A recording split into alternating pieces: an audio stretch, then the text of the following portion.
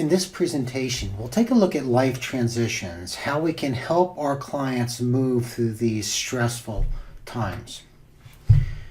We know that money is an emotional issue. And we need to think about, what does money represent to us? Well, our clients need to think about, what does money represent to them? For some, it's safety. The idea that they're going to be able to stay in their home, cash flows are comfortable, they're going to be able to live through retirement. To others, money represents a quality of lifestyle, travel, where they live, the type of schools they can send their children to. For some, it's a scorecard, status, and that certainly may play into their self-esteem. And in some cases, people may measure their self-worth by money. For others, it's freedom, the ability to leave the job if they need to, travel when they want to, come and go, purchase the things that are important to them. Time for relationships, the ability to not be working 80 hours a week, to be with their loved ones and to develop those relationships, and especially those maybe where family is extended across the United States. And for some, money may be linked to their hopes and dreams. There's a lot of emotion.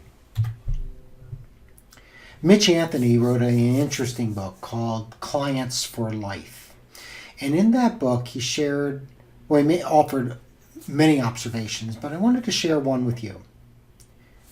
And he wrote, where can the advisor provide the most value for the client? While the answer to this question will be as varied as the number of clients you have, typically you can provide the most value by helping clients through a change that they may be going through, anticipate going through, or want to go through. When we talk about life transition and changes, major changes, emotional changes in our life, we can think about it in three categories: personal transitions, career transitions, and financial transitions. Mitch Anthony, in the book Clients for Life, talked about these changes in a slightly different categories. One, unexpected life changes and expected life transitions or changes. In the unexpected life changes, it's, loss of a spouse, a divorce, second and third marriages, terminal illnesses, disabilities, long-term or short-term, an inheritance that was unexpected, bankruptcy, people don't plan to go into bankruptcy, loss of a job, addictions, special needs, and relocations, loss of that community. Expected life transitions, thinking about the economic life cycle and the way we move through, certainly moving out of the parents' home, going to college, leaving college, renting their first apartment, getting married, buying a home, both of a child, funding that child's education. I already mentioned the transition from college to work, and once you get into the work area, what will be your choice of career?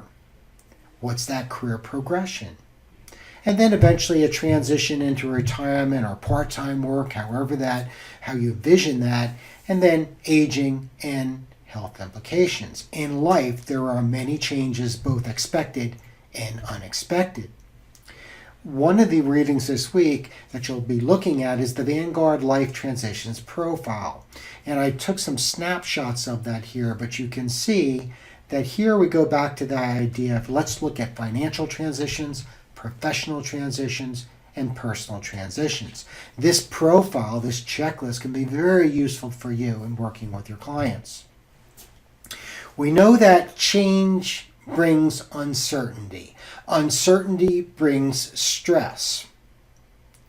In another article you're taking a look at, Crisis Counseling, How to Work with Clients Under Stress, Bernard Podesta talks about the idea of alarm, resistance, and exhaustion.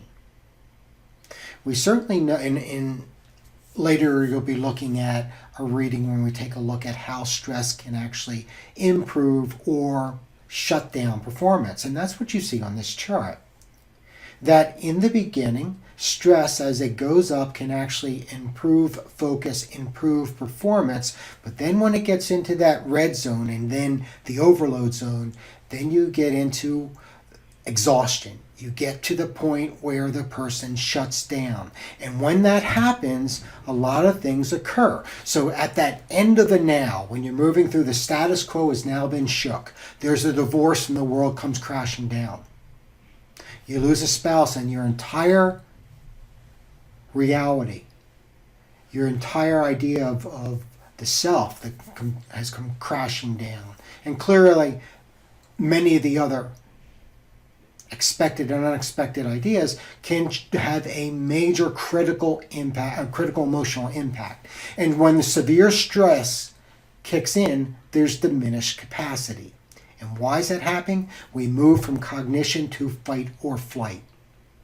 We move from where we're focused, able to think through, to where our focus becomes fragmented, narrow, short attention spans, all which means reduced cognitive abilities. Emotions can cause us to become compromised because we're filled with fear, confusion, the victim mentality, the loss of possibilities. Feelings can escalate, anger, anxiety, hyper-reactive, and all that means the inability to cope.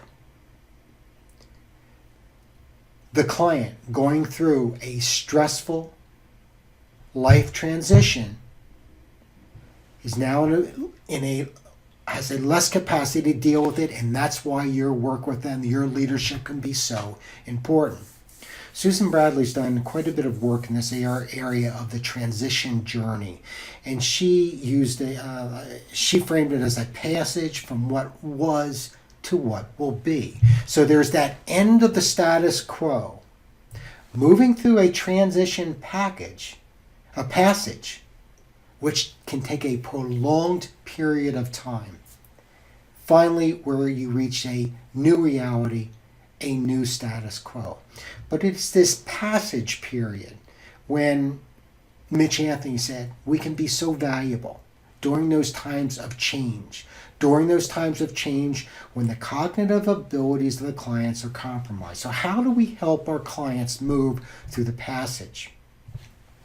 In Susan Bradley's 2012 FPA convention workshop entitled Financial Transition Planning, Transitions Drive Your Behavior, she offered an interesting connection to the triage, medical triage. When somebody is going through a severe physical trauma, what do those medical staff do to stabilize them, to keep them alive, to stabilize, transport them to a place where they can be offered long-term care? And in it, she shared this. 1, emergency care.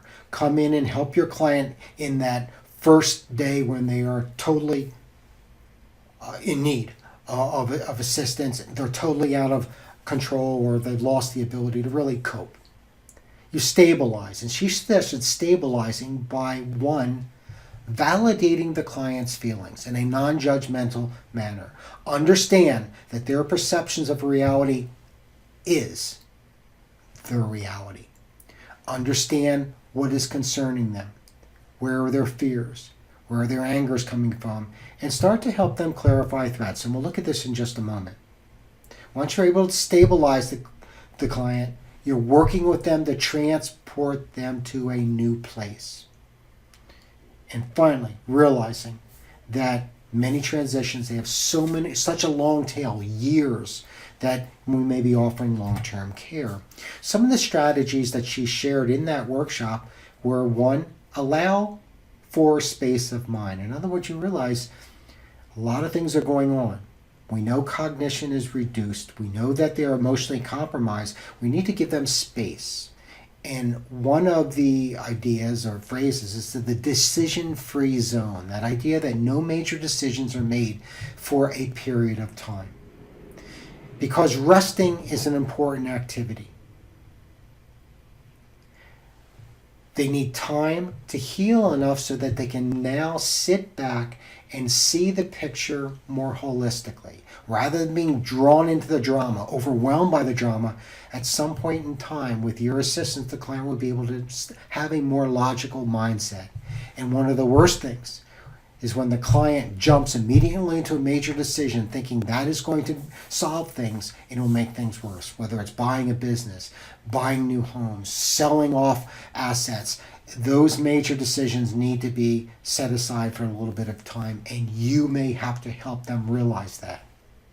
Helping the client sort things out. They may perceive that there's all kinds of threats, and they may elevate the likelihood of the threat. When you're able to sit back with that distance from the drama, with your perspective as the trusted advisor, and start looking at what are the immediate threats and how do we deal with those? What are the possible threats? And what is the likelihood of those possible threats actually happening? And what are the unlikely threats? This can now bring more reality into the discussion. You're leading the client into a more informed decision. Think about, what can you help the client control? For example, their personal health care. Have they stopped eating? Have they stopped caring about themselves because they're in such a state of mind? Are their current cash flows impacted because they're not showing up at work, or that sort of thing? What can we manage? In other words, the net worth, issues like that. And maybe, what can we only monitor? That are outside our control, but we can monitor. For example, how the family relationship might be healed, or how that's going to go. But again, withdrawn from the drama, we can be a sounding board. We can help understand and help our client control what they can, manage what they can, and then monitor those things that we can't control. Ongoing communication with your client. The trust they have in you. The communication with you. And again, you'll reach out to them in the way that they prefer. Ongoing communication. That's huge.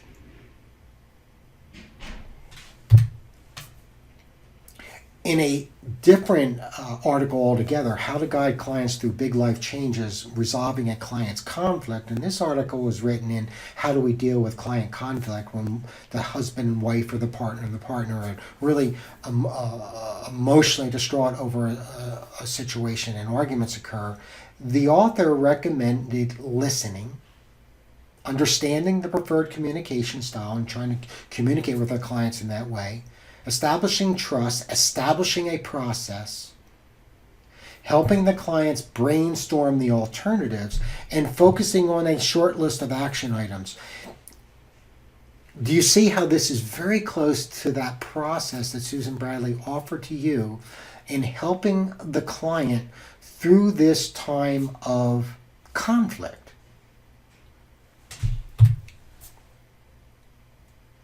I'll end our discussion here by sharing another of Susan Bradley's comments, and that was she managed change before the money. The idea that when you're working with your client and helping them through this period of time, helping them see a more realistic, holistic view of reality, helping the clients move, getting where they might be stuck in the story, helping them move beyond that is so important. That relationship is only going to deepen between you and the client, and the idea of manage that change is so important when clients are going through major life transitions. So in this brief discussion, we took a look at the impact of, first of all, what some of these life transitions are, the impact of those in respect to trust, the stress, and then what are some strategies we can use? And one of those is building trust, or again, the deepening the trust the client has for us, and working through a very systematic process in helping the client move from what was to what will be.